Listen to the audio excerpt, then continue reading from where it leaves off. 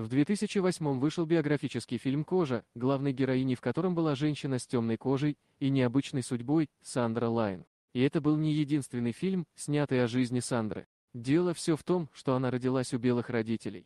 Супруги не верили своим глазам и думали, что с возрастом кожа девочки посветлеет.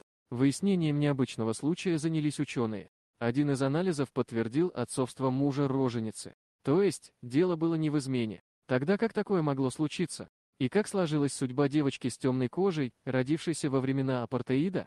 Город Пит-Ретиф в Южной Африке интересен многим продажей гобеленов ручной работы. Но в 1955 году он привлек внимание не только простых людей, но и ученых. В одном из роддомов города белая женщина Сьюзан родила девочку Сандру со смуглой кожей, причем от мужа с европейской внешностью и происхождением. Родители малышки недоумевали, как такое могло произойти. В их роду с обеих сторон не наблюдалось предков с темной кожей. Бабушки и дедушки Сандры были представителями белой расы. Случилась эта необычная история во времена апартеида, разделения людей на группы в зависимости от расовой принадлежности. Причем, связь белого человека с темнокожим тогда была уголовно наказуемой. Да и сама роженица категорически отрицала измену, так как вместе с супругом поддерживала политику властей. Отцу малышки Абрахаму предложили сдать анализы. Мужчина сдал тест крови на отцовство, но тогда еще не делали современный тест ДНК. Результат показал высокую вероятность отцовства Абрахама. Чем старше становилась Сандра, тем ярче проявлялись у нее черты представительницы негроидной расы. Родители отдали ее в школу для белых детей, ведь они сами были европейцами. Но там девочка стала для сверстников изгоем. Школьники издевались над Сандрой, обзывали и постоянно посылали в ее адрес колки и шуточки. В 10 лет девочка пережила настоящий кошмар.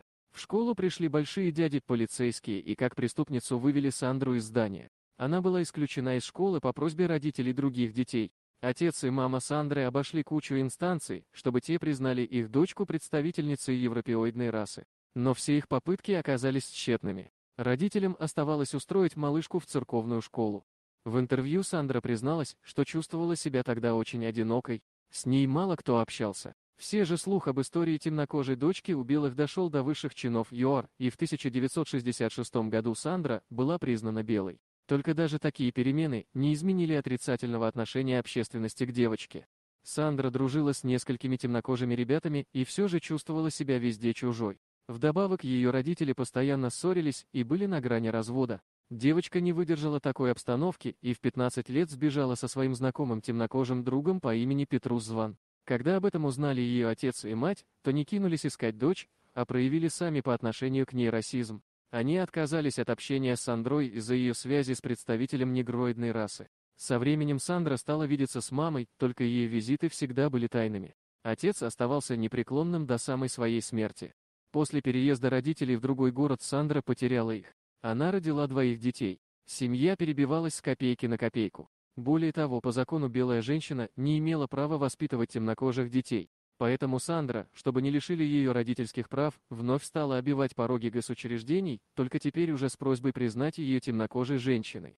Сложная обстановка повлияла на атмосферу в семье, последовал развод супругов, а дети все же оказались под опекой государства. Сандра через время вышла замуж 2-й раз и родила 3 детей, а также постаралась вернуть в семью детей от первого брака. Женщина постоянно искала своих родителей. В 80-е она все же разыскала их. На тот момент отец уже умер, а вот мама отказалась с ней видеться и общаться.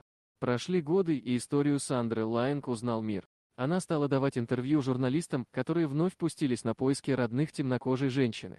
В 2000-х они нашли Сюзан в доме престарелых, где стала навещать свою мать Сандра. Наконец-то Сюзан простила свою дочь. А в 2001 году она отошла в мир иной. Сандра получила квартиру, которую она получила в дар от правительства ЮАР, и все благодаря огласке.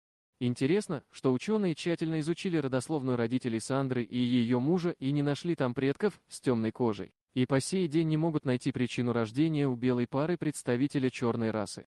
А вот общественность считает, что супруги Лайнг знали истинную причину рождения Сандры, просто не могли тогда открыто об этом говорить.